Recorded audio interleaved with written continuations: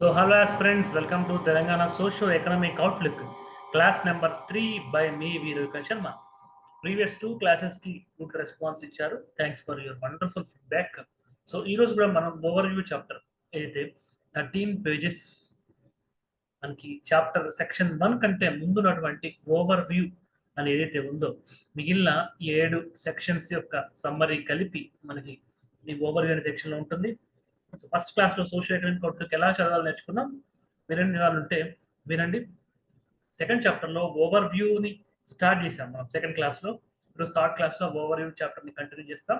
Fourth and fifth classes ఈ 13 పేజెస్ని చాలా డీటెయిల్డ్గానే explain చేస్తాను. ఎందుకంటే ఈ first over view chapter as well as section 1 అనే చాప్టర్ యొక్క కీ హైలైట్స్ని, బాక్సెస్లో ఉండేటువంటి గవర్నమెంట్ స్కీమ్స్ని, గ్రాఫ్స్ని, స్టాటిస్టిక్స్ని, పై చార్ట్స్ని, అదేవిధంగా హైలైట్ చేసినటువంటి బోల్డ్ చేసినటువంటి లెటర్స్ని, వే ఫార్వర్డ్ని ఎలా చదవాలో నేను క్లియర్గా ఎక్స్ప్లెయిన్ చేస్తే మిగతా సోషల్ ఎకనామిక్ అవుట్లుక్ని నా క్లాసెస్ కోసం వెయిట్ చేయకుండా మీ అంతటా మీరే గ్రూప్ 1 మెయిన్స్ ఆన్సర్ రైటింగ్కి ఇంట్రడక్షన్లో, బాడీలో, కంక్లూజన్లో ఎలా యూజ్ చేసుకోవాలో నేను ఈ ఓవర్వ్యూ క్లాస్, అదేవిధంగా సెక్షన్ 1 కీ హైలైట్స్ చెప్పేటప్పుడు ఎక్స్ప్లెయిన్ చేస్తాను.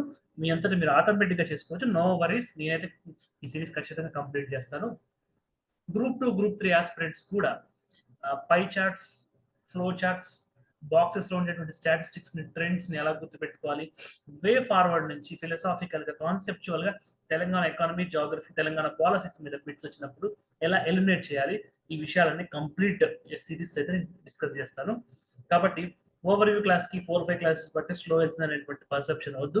ఇది ఎంత స్లోగా వెళ్తే, ఎంత డీటెయిల్డ్గా వెళ్తే, ఎందుకంటే ఆల్ 7 సెక్షన్స్ సమ్మరీ ఓవర్ ఉంటుంది కాబట్టి వెరీ స్లోగా వెళ్దాం, కాన్సెప్చువల్గా వెళ్దాం. వాటి related current affairs, social economic outlook publish అయిన తర్వాత జరిగిన కరెంట్ అఫైర్స్ ఏమైనా ఉంటే అవి యాడ్ చేసి నేను మీకు చెప్పడం జరుగుతుంది. పాత social economic outlook 2023 social economic outlook data కూడా నాకు తెలుసు కాబట్టి నా దగ్గర ఉంది. దాంతో కంపేర్ చేస్తూ కూడా మనం అనలిటికల్గా వెళ్తాం. నంబర్స్ వచ్చినప్పుడు స్ట్రెస్ చేసి 2 సార్లు 3 సార్లు రిపీట్ చేస్తాను. ఏదైనా ఆన్సర్ రైటింగ్లో, ఇంట్రొడక్షన్లో యూజ్ అవుతుందా, బాడీలో యూజ్ అవుతుందా, కంక్లూజన్లో యూజ్ అవుతుందా, నా తెలంగాణ మూవ్మెంట్ సిరీస్ చూసిన వాళ్ళకి ఆన్సర్స్ ఎంత క్వాలిటీ ఉంటాయో మీ అందరికి తెలుసు. రెగ్యులర్గా వాచ్ చేస్తున్న వాళ్ళకి అంతే క్వాలిటీతో Telangana economy, geography, government policies, social issues, SA, ఇంకా చెప్పాలంటే కల్చర్లో, డైనమిక్ గవర్నమెంట్కి సంబంధించిన పాలసీస్లో అన్నిట్లో యూజ్ అయ్యే విధంగా స్లోగా, స్మూత్గా, అదేవిధంగా ఎగ్జామినేషన్లో గుర్తు ఉండే విధంగా ఈ సిరీస్ అయితే ముందుకు తీసుకెళ్తాం. టీజీపీఎస్సీ గ్రూప్ 1 25,000కి, గ్రూప్ 2 18,000 రూపీస్కి ఈఎంఐ తగ్గించాం. 3,000 per month life time validity courses live plus record LTX platform అవైలబుల్గా ఉంది. 7893-899-553కి సంప్రదించండి. www.ltxclasses.com విజిట్ చేయండి. సో సెక్టార్ వైజ్ ట్రెండ్స్ చెప్తాము, government policy initiatives, way forward, MCQ based మనకి ఉన్నటువంటి ఎగ్జామినేషన్స్కి, ఫ్యాక్ట్ అండ్ ఫిగర్, డిస్క్రిప్టివ్ ఎగ్జామినేషన్కి అనలిటికల్ వ్యూస్ తోటి ఒక సింగిల్ పాయింట్ సోర్స్ లాగా Telangana government point of view యొక్క పీటీ 365 డిస్కషన్ ఎలా ఉంటుందో అంతే క్వాలిటీతో, అదే స్టాండర్డ్స్తో మన డిస్కషన్ ఉంటుంది.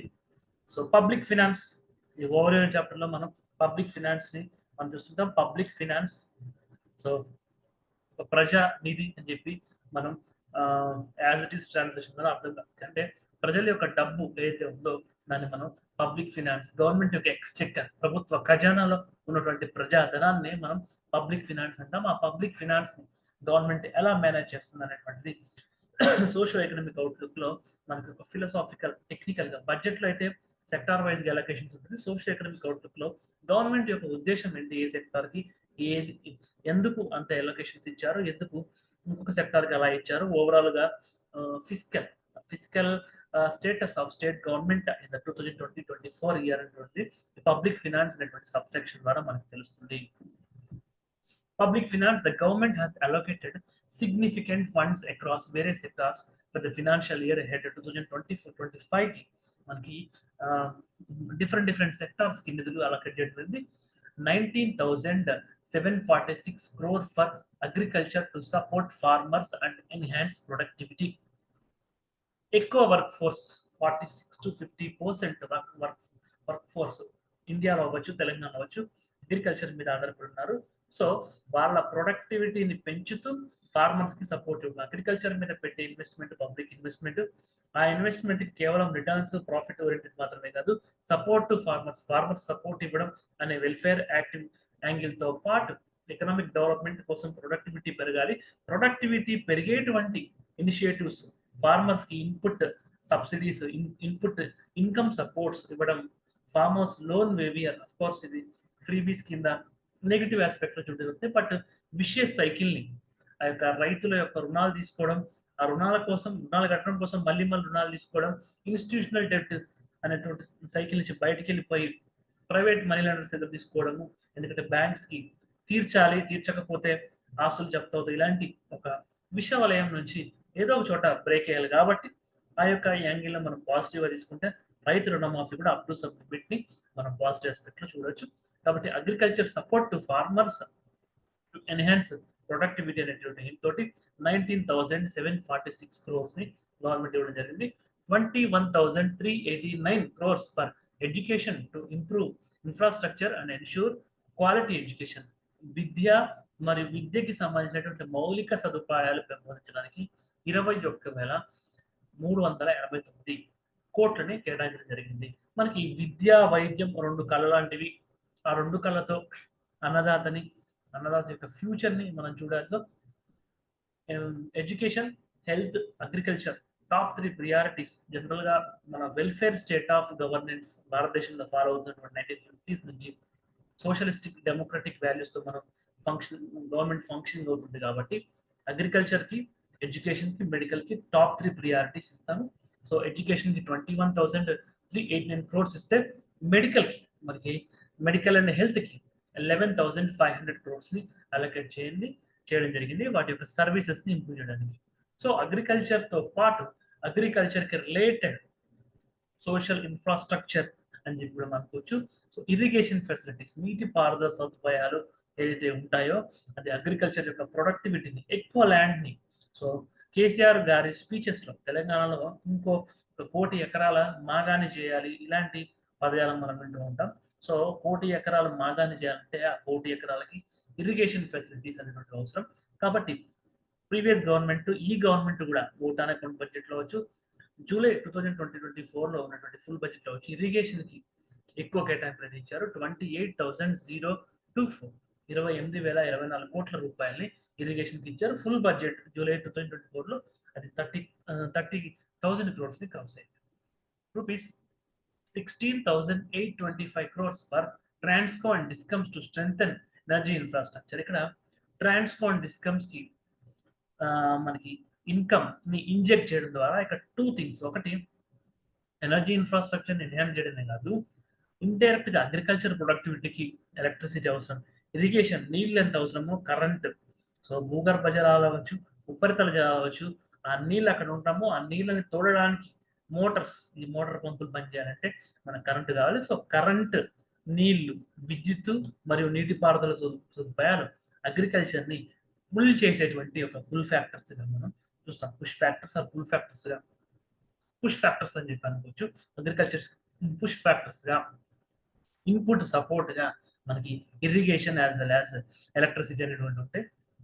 సో టాప్ 3 ప్రియారిటీస్ తర్వాత ఇరిగేషన్, మనకి ఎలక్ట్రిసిటీ ఇవి ఉంటాయి. కాబట్టి 16,825 crores డిస్కమ్స్ కి ఇచ్చారు. డిస్కమ్స్ యొక్క అగైన్ డిస్కమ్స్ కూడా డెట్ అనే విషయ సైకిల్ ఉంది.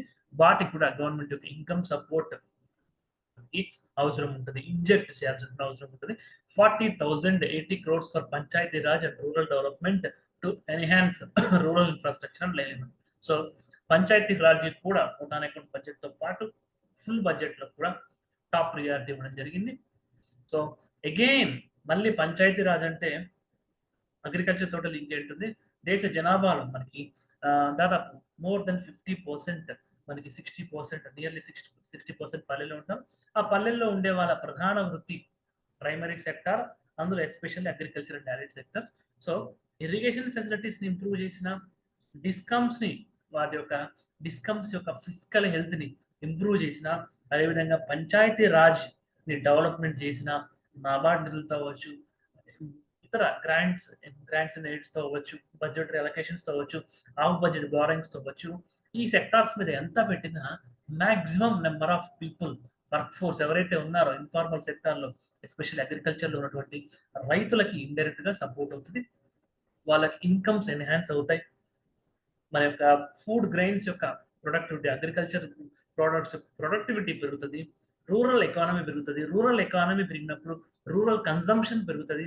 ఎప్పుడైతే రూరల్ కన్జంప్షన్స్ పెరిగినాయో FMCG, fast moving consumer goods లాంటివి వినియోగం పెరుగుతుంది, మనీ మల్టిపుల్ ఎఫెక్ట్ పెరుగుతుంది, ఇన్ఫ్లేషన్ క్రమంగా కంట్రోల్లోకి వస్తుంది, దేశ ఎకానమీ స్ట్రెంత్ అవుతుంది. కాబట్టి దీని వెనక ఇంత long thought process. Government figures 19746 19,746, అది జస్ట్ ఫిగర్ కాదు, ప్రతి ఫిగర్ వెనుక ఒక డీప్ థాట్ ప్రాసెస్ ఉంటుంది. ఆ థాట్ ప్రాసెస్ ని లెర్న్ చేయడమే group 1 officer, group 2 officer, group 3 officer, civil servant యొక్క అల్టిమేట్ ఉద్దేశం. సో ఇర్రెస్పెక్టివ్ ఆఫ్ జాబ్ వస్తున్నారా రాదా పక్కన పెడితే, ఈ బడ్జెట్ లో ఈ డిజిట్స్ ఎందుకు ఇలా ఉన్నాయి, ప్రియారిటీస్ ఎందుకు ఉన్నాయి, ఈ సెక్టర్స్ కి ఎందుకు ఎక్కువ ఇస్తున్నారు, ఈ సెక్టర్స్ కి ఎందుకు తక్కువ ఇస్తున్నారు, ఐటీ బాగుంది కదా, ఐటీకి ఇంకా కొంచెం ఎక్కువ వచ్చేదా, అగ్రికల్చర్ లో ఏం లాభం ఉంది. సో ఈ థాట్ ప్రాసెస్ కాదు, ఒక హోలిస్టిక్ వ్యూ, ఒక ఇగాలిటేరియన్ వ్యూ తోటి మనం సిలబస్ ఉన్న కాంపోనెంట్స్ ని ఒక సోషలిస్టిక్ పర్స్పెక్టివ్ లో, ఒక వెల్ఫేర్ స్టేట్ పర్స్పెక్టివ్ లో, ఒక ఇగాలిటేరియన్, ఒక ఇంక్లూజివ్, ఒక sustainable development point of view లో మనం చూడాల్సి ఉంటుంది. సో మున్సిపల్ అడ్మినిస్ట్రేషన్ కి 11,692 crores అంటే 40 ప్లస్ 11 50,000 కోట్లు, 40,000 కోట్లు పంచాయతీరాజ్కి వస్తే కేవలం 11,692 crores మున్సిపల్ అడ్మినిస్ట్రేషన్. సో నిజానికి మున్సిపల్ అడ్మినిస్ట్రేషన్ కి ఇంకా ఎక్కువ ఫండ్స్ ఇస్తే ఇంకా మనీ ఎక్కువ జనరేట్ అవుతుంది, వాటి నుంచి రెవెన్యూస్, ట్యాక్సెస్, ఎన్ఫోర్స్మెంట్ మెకానిజం ని ఇంకా డెవలప్ చేసి ట్యాక్స్ కలెక్షన్ మెకానిజం కి మరిన్ని పవర్స్ ఇచ్చి, మరిన్ని ఫంక్షన్స్ ఇచ్చి వాటిని స్ట్రెంథన్ చేస్తే ట్యాక్స్ రూపంలో ప్రజల నుంచి మరింత ఎక్కువ పని తీసుకోవచ్చు, పబ్లిక్ ఎక్స్చెకర్ ఉంటుంది. బట్ గవర్నమెంట్ యొక్క థింకింగ్, సో ఏ గవర్నమెంట్ అయినా ఏ పార్టీ అయినా థాట్ ప్రాసెస్ అలా ఉండదు. మనం సోషలిస్టిక్ డెమోక్రటిక్ వాల్యూస్ ని, వెల్ఫేర్ స్టేట్ మోడల్ ని, ఇగాలిటేరియన్ గవర్నమెంట్, ఇగాలిటేరియన్ గవర్నెన్స్ ని మనం ఫాలో అవుతాం. కాబట్టి ఏ రంగానికి ఇవ్వాల్సిన ప్రియారిటీ ఆ రంగాన్ని ప్లస్ ఆర్ మైనస్ ఒక 5% మారచ్చు, కానీ ఏ గవర్నమెంట్ ఉన్న ప్రియారిటీస్ మాత్రం ఇలానే ఉంటాయి. అండ్ సోషల్ ఎకనామిక్ అవుట్లుక్ 2017 అయినా 2024 అయినా 21,874 crore for SC welfare to promote social equity. అంటే మున్సిపల్ డెవలప్మెంట్, అర్బన్ డెవలప్మెంట్ కంటే ఎక్కువ ప్రియారిటీ సోషల్ సెక్టర్, అందులో ఎస్సీలకి ప్రాధాన్యత ఇవ్వడం అనేటువంటిది మనం చూస్తాం. 21,874 crores. ST 13,313 crores ST welfare ఇస్తున్నారు. బట్ జనాభాలో ఎస్సీ ఎస్టీల కంటే ఎక్కువగా ఉన్నటువంటి బీసీలకు మాత్రం 8,000 crores మాత్రమే ఇస్తున్నారు. సచార్ కమిటీ ప్రకారం మైనారిటీస్ లో బ్యాక్వర్డ్నెస్ ఉంది, వీళ్ళకి 2,260 crores రూపీస్ ఇస్తున్నారు. అంటే జనాభాలో వాళ్ళ శాతాన్ని బట్టి ఇతన ఈ మధ్య హిందీలో కొటేషన్ వచ్చింది, ఎంత పాపులేషన్ ఉంటే అంత ఫండ్స్, ఎంత పాపులేషన్ ఉంటే అంత రిజర్వేషన్, ఎంత పాపులేషన్ ఉంటే అంత రాజ్యాధికారం. బట్ అదొక్కటి మాత్రమే పారామీటర్ అవ్వదు, హిస్టారికల్ గా ఉన్నటువంటి సోషో ఎకనామిక్ బ్యాక్వర్డ్నెస్ అనేటువంటి చూస్తారు. ఎవరి యొక్క బ్యాక్వర్డ్నెస్ ప్రపోర్షనాలిటీ ఎక్కువ ఉంటుందో వాళ్ళ యొక్క పాపులేషన్ ని, వాళ్ళ యొక్క బ్యాక్వర్డ్నెస్ ని అన్నింటినీ పరిగణలోకి తీసుకుని బడ్జెట్ రిలొకేషన్స్ అయితే ఉంటాయి. Agriculture and allied sectors. So agriculture and allied sector లో Telangana's gross state value added GSVA at current prices has been seen rise of 4%. So agriculture and allied sectors లో 4% GSVA gross state value added agri and allied sectors మీద value addition 4% జరిగింది. Previous socio economic outlook తో compare చేస్తే ఈ socio economic outlook ఈ time period లో, in this fiscal year 2020-23 first revised estimates, the sector's contribution was 2,03,247 crore. మన state యొక్క GSDP మనకి 14 lakh crore ఉంటే అందులో 2,03,247 crores మనకి అగ్రికల్చర్, అంటే 2/14, అంటే 1/7, మొత్తం 7 వంతుల వాల్యూ ఎడిషన్ అనేటువంటిది స్టేట్ ఎకానమీ జరిగితే అందులో ఒక వంతు మనకి అగ్రికల్చర్ నుంచి వస్తుంది అని చెప్పి చెప్పుకోవచ్చు. నియర్లీ మనం ఒక 17% to 18% మనకి అగ్రికల్చర్ యొక్క కాంట్రిబ్యూషన్ ఉందని చెప్పుకోవచ్చు. నియర్లీ 18% కాంట్రిబ్యూషన్ ఉంది. This figure has increased 2,11,422 crore in the fiscal year 2023-24. Advanced estimates, ఈ యొక్క అడ్వాన్స్ ఎస్టిమేట్స్ తో కంపేర్ చేసుకుంటే, సో అవి అడ్వాన్స్ ఎస్టిమేట్స్ కాబట్టి ఓవరాల్గా ఇంక్రిమెంట్ మనకి 4% ఉంది అని చెప్పుకోవచ్చు. సో ఇక్కడ 2,11,422, ఇక్కడ మనకి 2,03,000 మనకి 247 crore. సో ఇక్కడ చూసినప్పుడు ఇది అడ్వాన్స్ ఎస్టిమేట్స్ తో కంపేర్ చేసినప్పుడు డిజిట్స్ తగ్గుండొచ్చు, కానీ ఓవరాల్ గా రియల్ ఒక ఫిగర్స్ చూసినప్పుడు మాత్రం 4% ఇంప్రూవ్మెంట్ అయితే ఉంది. మనకి land holding, land fragmentation, Telangana economy LTX మన పెయిడ్ కోర్సులో కూడా చెప్పడం జరిగింది. ల్యాండ్ ఫ్రాగ్మెంటేషన్ అనేటువంటిది నిజంగా not only in Telangana, India వ్యాప్తంగా భారతీయ వ్యవసాయం ఉన్నటువంటి అతిపెద్ద ప్రధానమైనటువంటి సమస్యగా చూసుకుంటాం. సో 2015-16లో 1 హెక్టార్ ఉన్నది కాస్త మనకి అది ఇప్పుడు చూసుకున్నట్లయితే 0.89 హెక్టార్స్ దాకా వెళ్ళిపోయింది. ఏంటంటే ల్యాండ్ ఫ్రాగ్మెంటేషన్ అంటే కొడుకులు లేదా కూతుళ్ళు ఎవరైతే సంతానం ఉంటారో ఉన్న భూమిని మళ్ళీ పంచుకోవడం, కొంతమంది వెంచర్స్ కి, కొంతమంది అగ్రికల్చర్స్ కి, ఇట్లా రకరకాలుగా ఇవ్వడం అనేటువంటి అయితే మనం చూస్తా ఉన్నాం. సో ఫ్రాగ్మెంటేషన్ కి విరుగుడుగా కోఆపరేటివ్ ఫార్మింగ్స్, కార్పొరేట్ ఫార్మింగ్, ఒక 10 మంది 5 రైతులు కలిసి ఈ 0.89 10 మంది కలిసి 10 ఎకరాలు అవుతాయి. సో 10 హెక్టార్లు అవుతాయి. 10 హెక్టార్లు కలిసి కార్పొరేట్ కంపెనీకి ఇవ్వడం, లేదా 10 కలిసి ఫార్మర్ ప్రొడ్యూస్ ఆర్గనైజేషన్స్ ఇలాంటివి, లేదా డైరెక్ట్ గా మార్కెట్ లింకేజింగ్ ఉన్నటువంటి గవర్నమెంట్ స్కీమ్స్ తీసుకుని కోఆపరేటివ్ ఫార్మింగ్ చేయడం, ఇలాంటి ఫెసిలిటీస్ ని గవర్నమెంట్ ఆల్టర్నేటివ్ మోడల్స్ చూపిస్తుంది. బట్ ల్యాండ్ ఫ్రాగ్మెంటేషన్ మాత్రం ఆపాల్సిన అవసరం ఉంది. ఈ యొక్క 10 ఏళ్ల కాలంలో 1 హెక్టార్ తక్కువ అని చెప్పి మనం అనుకుంటుంటే దాని నుంచి 0.89 హెక్టార్స్ కలిపిన. ఆఫ్ కోర్స్ ఇజ్రాయెల్ లాంటి దేశాల్లో ఇంకా తక్కువ. సో పర్ హెడ్ ఉన్నటువంటి ల్యాండ్ హోల్డింగ్ కెపాసిటీ ఉన్నప్పటికీ వాళ్ళ ఎఫిషియెంట్ ఇరిగేషన్ టెక్నిక్స్ అవ్వచ్చు, ఎఫిషియెంట్ ప్రెసిషన్ ఫార్మింగ్ టెక్నిక్స్ అవ్వచ్చు. సో వాళ్ళ భౌగోళిక స్థితులకి, వాళ్ళ పాపులేషన్కి, వాళ్ళ గవర్నమెంట్ పాలసీస్కి సరిపోయింది. బట్ మన దగ్గర ప్రెసిషన్ ఫార్మింగ్ అవ్వచ్చు, ఎఫిషియెంట్ ఇరిగేషన్ అవ్వచ్చు, సో అంత అడ్వాన్స్డ్ లెవెల్లో లేవు. కాబట్టి అట్లీస్ట్ యొక్క ల్యాండ్ హోల్డింగ్ ఫ్రాగ్మెంటేషన్ ని అరికట్టడానికి, దాని యొక్క ల్యాండ్ హోల్డింగ్ కలెక్టివిటీని పెంచడానికి, దాన్ని ఇన్సెంటివైజ్ చేయడానికి మరిన్ని కోఆపరేటివ్ ఫార్మింగ్ స్కీమ్స్ అయితే తెలంగాణలో అవ్వచ్చు, ఇండియాలో అవ్వచ్చు, రావాల్సినటువంటి అవసరం. Policy interventions towards this sector should be there. మీరు ఆన్సర్ రైటింగ్ లో అగ్రికల్చర్ సెక్టార్ యొక్క చూసుకున్నట్లయితే మనకి గ్రోత్ రేట్లు, వాల్యూ అడిషన్లు కనిపిస్తున్నాయి. బట్ అగ్రికల్చర్ ల్యాండ్ హోల్డింగ్స్, ఈ ల్యాండ్ హోల్డింగ్స్ ఇంకా తగ్గి ఒక 0.5 హెక్టార్స్, 0.25 హెక్టార్స్ అలా వెళ్ళినప్పుడు ఒక మార్జిన్, ప్రొడక్టివిటీ అవ్వచ్చు, ప్రాఫిటబిలిటీ అవ్వచ్చు తగ్గుతాయి. రైతుల ఆత్మహత్యలు పెరిగేటువంటి అవకాశం ఉంది. ఓవరాల్ ప్రొడక్టివిటీ తగ్గేటువంటి అవకాశం ఉంది. ఫుడ్ గ్రెయిన్ క్రైసిస్ లాంటివి కూడా భవిష్యత్తులో వచ్చేటువంటి అవకాశం ఉంది. కాబట్టి మెయిన్ ఛాలెంజ్ కింద యొక్క ల్యాండ్ ఫ్రాగ్మెంటేషన్ ని ఖచ్చితంగా రాయాలి. ఇది పాయింట్ నెంబర్ 1 లో రాస్తారా, 2 లో రాస్తారా, బట్ టాప్ 3 పాయింట్స్ ఖచ్చితంగా ఒక పాయింట్ ల్యాండ్ ఫ్రాగ్మెంటేషన్ మీద రాయాలి. ఇండియన్ జోగ్రఫీలో కూడా మీరు యూజ్ చేసుకోవచ్చు. సో హార్టికల్చర్, మనకి agriculture and allied sectors, India అవ్వచ్చు తెలంగాణ చూసుకున్నప్పుడు allied సెక్టార్సే, agriculture and allied sector overall growth లో allied సెక్టర్ బాగా పుష్ అవుతుంది. అగ్రికల్చర్ ఏదో స్టాగ్నెంట్ ఆర్ డిక్లైన్ లో ఉంది. Within the allied sectors లో కూడా మనకి ఏదైతే ఫిషరీస్ లాంటి మెరైన్ ఫిషరీస్, ఇన్లాండ్ ఫిషరీస్, ఇవి మనకి ఒక పాజిటివ్ మూమెంట్ ఉన్నాయి. అగ్రికల్చర్ లో కూడా మనం చూసుకున్నట్లయితే క్రాప్స్ కంటే హార్టికల్చర్ అనేటువంటిది ఎక్కువ ఇంక్రిమెంట్ లో మనకు ఉంది. So with in the agriculture, horticulture is dominating the crops. With in the allied sector, fisheries is dominating other sectors. So మనం ఈ హార్టికల్చర్ లో చూసుకుంటే national mission on edible oils, oil plan, NMEO-OP అనేటువంటి scheme Telangana రాష్ట్రంలో చాలా ప్రతిష్టాత్మకంగా అమలవబోతుంది.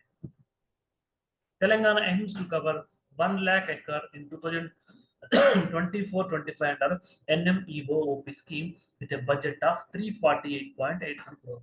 యొక్క NMEO-OP budget లో 348.81 కోట్లు ఖర్చు చేశారు. మరొకసారి రిపీట్ చేస్తున్నాను, national mission on edible oils. మనకి ఇక్కడ వరకు గుర్తుంటుంది, national mission on edible oils. దాంట్లో ఈ ఎడిబుల్ ఆయిల్ అనే దాంట్లో ఆయిల్ పామ్ అనేటువంటిది sub mission. National mission on edible oils అనేటువంటి మిషన్ లో సో మిగతా ఆయిల్స్ కూడా మనం చూస్తాం. దాంట్లో ఎస్పెషల్లీ మనం ఆయిల్ పామ్ ఆయిల్ అని తెలుగు పేపర్స్ లో, తెలుగు మీడియాలో, తెలుగు రైతుల సంభాషణలో పామ్ ఆయిల్ గా పిలువబడే national mission on edible oils లో సబ్ మిషన్ గా ఉన్నటువంటి ఆయిల్ పామ్ అనే కల్టివేషన్ దాంట్లో 348.81 కోట్లు బడ్జెట్ రిలకేషన్స్ ఇచ్చారు. The plan for 2024-25 to 28-29 aims to expand to 3.50 lakh acres with a total project cost of 179.53 crores. So 2028 లోపల 1279.53 కోట్లు ఖర్చు పెట్టాలి అనేటువంటి టార్గెట్ లో ఈ సంవత్సరం మనం దాంట్లో ఉన్న 4 years లో సో 1200 crores ని బై 4 వేస్తే 300 crores కాబట్టి 348.84 crores ఈ ఇయర్ మనం ఇన్వెస్ట్మెంట్ కింద పెడుతున్నాం. యానిమల్ హస్బెండరీ అండ్ ఫిషరీస్ చెప్పాం కదా, ఫిషరీస్ అనేటువంటిది మోస్ట్ ప్రాఫిటబుల్ గా ఉంది allied sectors of agriculture లో. The state currently boasts population of sheep, మనకి గొర్రెలు జనాభా చూసినట్లయితే 190.63 lakhs, అంటే దాదాపు 2 కోట్ల గొర్రెలు తెలంగాణ రాష్ట్రంలో ఉన్నాయి. పౌల్ట్రీ, మనకి పౌల్ట్రీ అంటే కోళ్ల పెంపకం అని చెప్పి అనుకోవచ్చు. 799.99 లక్షలు, అంటే 800 లక్షలు, అంటే దాదాపు 8 కోట్ల కోళ్ళు, అది నాటు కూడా లేకపోతే హైబ్రిడ్ కూడా మనకి పక్కన పెడితే పౌల్ట్రీ ఇండస్ట్రీలో ఉండేటువంటి కోళ్ళు ఒక 8 కోట్లు ఉన్నాయి. బఫెలోస్, బర్రెలు లేదా గేదెలు మనకి 42.26 లక్షలు ఉన్నాయి. గోట్లు, మేకలు 49.35 లక్షలు ఉన్నాయి.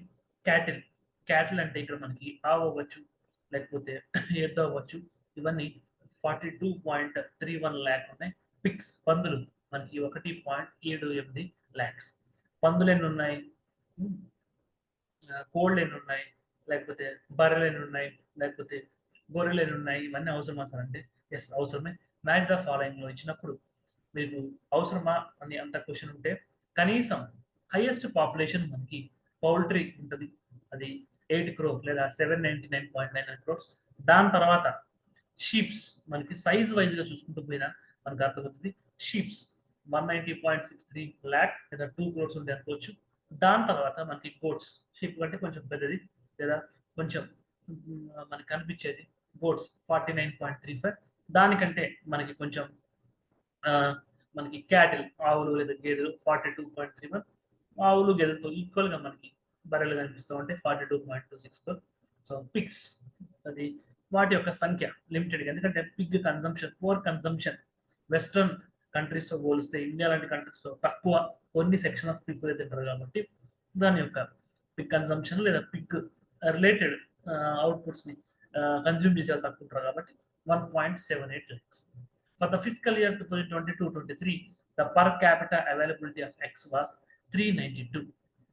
సో పర్ క్యాపిటా మనకి 392, ఒక్కొక్క మనిషికి 392 మనకి ఫిజికల్ ఇయర్ లో ఎగ్స్ దొరికేటువంటి అవకాశం ఉంది తెలంగాణ రాష్ట్రంలో. And per capital availability of meat was 23.97. సంవత్సరంలో 23.9 అంటే 24 కిలోల మాంసం, అంటే ప్రతి నెల అర కేజీ మాంసం అయితే కంపల్సరీ తెలంగాణలో ప్రతి ఒక్కరికి అవైలబుల్ అయ్యేటువంటి అవకాశం ఉంది. అందరూ తింటున్నారు లేదా అందరూ తినాలి అని కాదు, అవైలబిలిటీ ఉంది.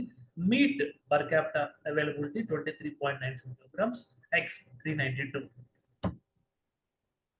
Forest and environment, Telangana geography point of వ్యూలో చూసుకున్నట్లయితే తెలంగాణ ఫారెస్ట్ మనకి ముఖ్యంగా నార్త్ ఈస్ట్ ఇండియాలో ఎలా అయితే నార్త్ ఈస్టర్న్ స్టేట్స్ లో ఫారెస్ట్ ఎక్కువగా ఉంటుందో సేమ్ అదే లాజిక్ తెలంగాణకు అప్లై చేయండి. ములుగు, భద్రాద్రి కొత్తగూడెం, జయశంకర్, భూపాలపల్లి, ఖమ్మం జిల్లాలు, అదేవిధంగా ఆదిలాబాద్, మంచిర్యాల, కొమరంభీం, ఆసిఫాబాద్, ఈ ఏరియాస్ లో మనకి నార్త్ ఈస్టర్న్ జిల్లాల్లో బెల్ట్ మనకి తెలంగాణకు ఉన్నటువంటి జాగ్రఫికల్ ఏరియాలో 24% మనకి అడవులు ఉంటే ఈ డిస్ట్రిక్ట్స్ లో మోర్ దెన్ 50% అడవులకి మనం ఎక్స్పెక్ట్ చేయొచ్చు. సదర్న్ తెలంగాణలో మనకి ఉన్న స్ట్రెచ్ ఏంటంటే ఈ నాగర్ కర్నూలు, వనపర్తి, ఉమ్మడి మహబూబ్ నగర్ జిల్లా అని చెప్పి అనుకోవచ్చు. ఉమ్మడి మహబూబ్ నగర్ యొక్క సౌత్ వెస్ట్ మనకి సౌత్ ఈస్ట్ భాగంలో నాగర్ కర్నూలు, వనపర్తి ఈ జిల్లా అయితే నల్గొండతో సరిహద్దులకు వచ్చినటువంటి జిల్లాలు ఉన్నాయి. ఈ జిల్లాలు north eastern Telangana, northern Telangana. So north east, northern Telangana, southern తెలంగాణలో ఫారెస్ట్ అండ్ ఎన్విరాన్మెంట్ గ్రోత్ ఎక్కువ ఉంది. టోటల్గా 24% ఆఫ్ జాగ్రఫికల్ ఏరియాలో ఫారెస్ట్ ఉంది. దాన్ని 33% అంటే 1/3 నేషనల్ ఫారెస్ట్ సర్వే వాళ్ళ యొక్క ఐడియల్ కేసులో 1/3 ఏరియా అండర్ ఫారెస్ట్ ఉంటే మంచిది కాబట్టి దానికోసం ఇంకొక 9% పెంచుకోవడానికి ప్రయత్నం చేస్తుంది. 2024-25 the target is to plant 2002 lakh 2,2 లక్షల సో 2,000 పైచిలకు లక్ష మొక్కల్ని వన మహోత్సవం కింద అంటే తెలంగాణకు హరితహారం ప్రీవియస్ గవర్నమెంట్ ఉన్నటువంటి పథకాన్ని ఈ గవర్నమెంట్ వన మహోత్సవం పిలుస్తుంది. 2,002 లేదా 2,000 పైచిలకు లక్షల మొక్కల్ని యొక్క ఫినాన్షియల్ ఇయర్ 2024-25 పెంచాలని టార్గెట్గా పెట్టుకుంది. With allocation of 1,009 lakh seedlings మనకి ఒక 1,009 లక్షల మనకి విత్తనాలు అవ్వచ్చు, మొక్కలు అవ్వచ్చు, వీటి సహాయంతో ఒక 2,002 లక్షల మొక్కల్ని పెంచాలనేటువంటి టార్గెట్ పెట్టుకుంది. దీంట్లో అర్బన్ డెవలప్మెంట్ డిపార్ట్మెంట్ మనకి rural development department 134 lakh seedlings పెంచాలనేటువంటి టార్గెట్ పెట్టుకుంటే అర్బన్ డెవలప్మెంట్ 637 రెండు కలిపితే మనకి యొక్క టోటల్ టార్గెట్ ని అచీవ్ చేయడానికి అనేటువంటిది ఫారెస్ట్ డిపార్ట్మెంట్ పెట్టుకుంది. సో మన యొక్క overall target 24% 33% of geographical area 2,002 లక్షల మొక్కల్ని మనకి 1,000 so with allocations of 1,09 seedlings ఈ టార్గెట్ లో మనకి అలొకేషన్ మనకి 1,009 లక్షల సీడ్లింగ్స్ మనకి municipal and urban department 631 lakh మనకి రూరల్ డెవలప్మెంట్ డిపార్ట్మెంట్ ఈ విధంగా ఫారెస్ట్ ఈ రెండు కలిపి 1,000 ఇది 1,000 మొత్తం కలిపి మనకి 2,002 లక్షలు. So total target 2,002 lakh seedlings. దాంట్లో మనకి municipal and urban development department సగం టార్గెట్ ని ఫినిష్ చేయడానికి పనిచేస్తుంది 1,009 లక్షల సీడ్లింగ్స్ కి. సో మిగతా దాంట్లో మనకి rural development department 637 lakh seedlings కి మనకి rural development department 134 lakh seedlings కి అదేవిధంగా అర్బన్ డెవలప్మెంట్ డిపార్ట్మెంట్ 637 రెండు కలిపితే 1,000 ఈ యొక్క మిగతాది ఇంకొక 1,000 సో రెండు కలిపి 2,000 లక్షల సీడ్లింగ్స్ అనేటువంటిది మనం టార్గెట్ గా పెట్టుకున్నాం. So social infrastructure and development లో వెల్ఫేర్ స్కీమ్ సోషల్ ఇన్ఫ్రాస్ట్రక్చర్ అంటే నార్మల్ ఇన్ఫ్రాస్ట్రక్చర్ అంటే హైవేస్, ఎయిర్పోర్ట్స్ ఇలాంటి కమర్షియల్ ఎస్టాబ్లిష్మెంట్స్ ఏవైతే ఫ్యూచర్ లో క్యాపిటల్ రిసీప్ట్స్ ని ఇవ్వగలుగుతాయో, ఫ్యూచర్ లో రిటర్న్స్ ని గ్యారంటీ రిటర్న్స్ ని ఇవ్వగలుగుతాయో, దేశం యొక్క ఎకనామిక్ గ్రోత్ ని ప్రొపైల్ చేస్తాయో అంటే ఆర్థికంగా దేశానికి ఏవైతే పరిపుష్టం చేకూరుస్తాయో వాటిని normal infrastructure national infrastructure pipe line అని మనం ఇండియాకి సంబంధించిన కరెంట్ అఫైర్స్ లో మనం చూస్తుంటాం. పిఎం గతిశక్తి, సాగర్మాల లాంటి initiatives, so Swarna Jayanti, gram Sadak Yojana, so ఇలాంటి రోడ్లు, ఎయిర్పోర్ట్లు, హార్బర్స్, హైవేస్ ఇలాంటివన్నీ మనం చూస్తుంటాం.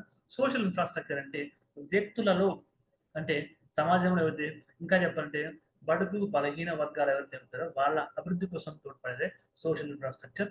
సోషల్ ఇన్ఫ్రాస్ట్రక్చర్ కోసం మనం కాంక్రీట్ జంగల్స్ అంటే కట్టడాలు కట్టడం కాదు, వెల్ఫేర్ స్కీమ్స్ కడుపు నింపేటువంటి ఒక సంక్షేమ పథకాన్ని తీసుకుంటాం. The scheduled caste and scheduled tribes special development fund act 2017 2017లో మనకి ఎస్సీ ఎస్టీ సబ్ ప్లాన్ కోసం planning, allocation, utilisation of financial resources దానికి స్పెషల్ యాక్ట్ చేసుకున్నాం.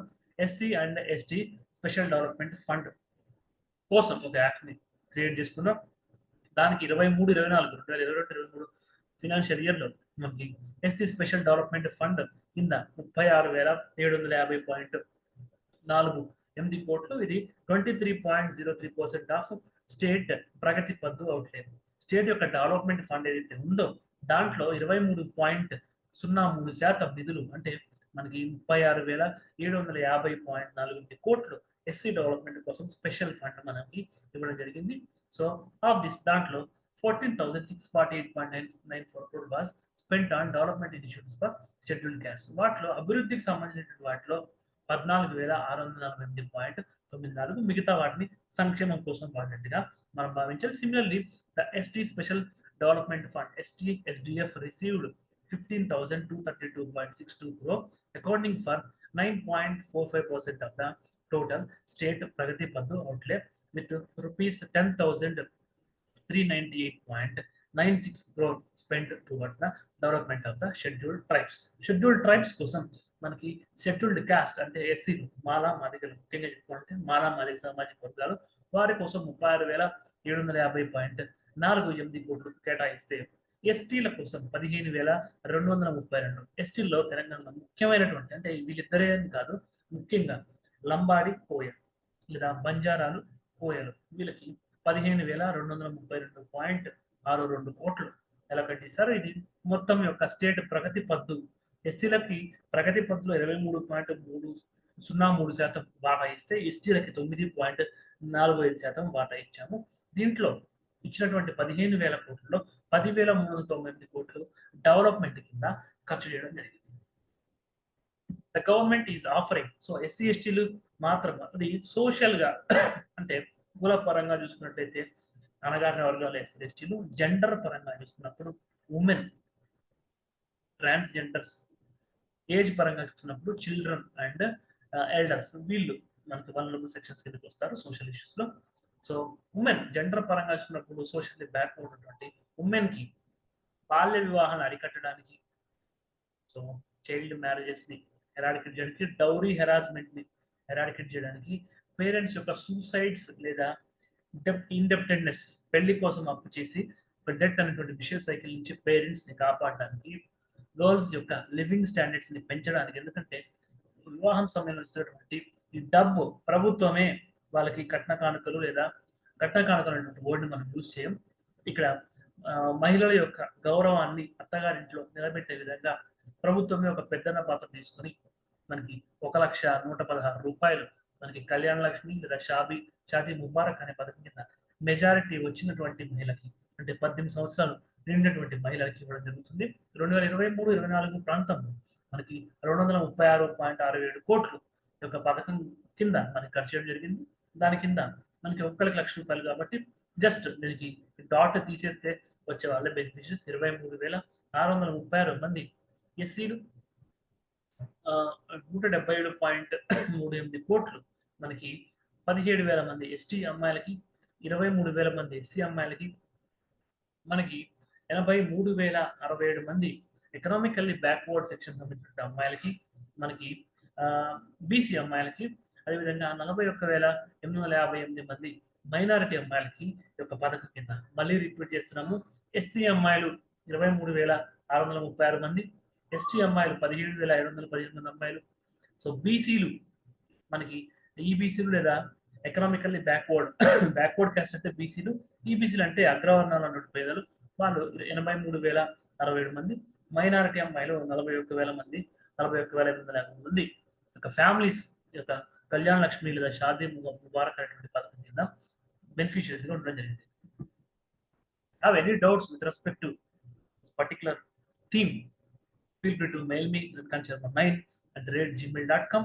సో మిగిలిన సెక్షన్ ని కవర్ చేయడంతో పాటు ఈ సెక్షన్ ని సోషల్ ఎకనామిక్ అవుట్లుక్ నుంచి ఈ సెక్షన్ లో మిస్ అయినటువంటి పార్ట్స్ ని కూడా అప్కమింగ్ క్లాస్ నుంచి ఎక్స్ప్లెయిన్ చేయడం జరుగుతుంది. Have a nice day, take care.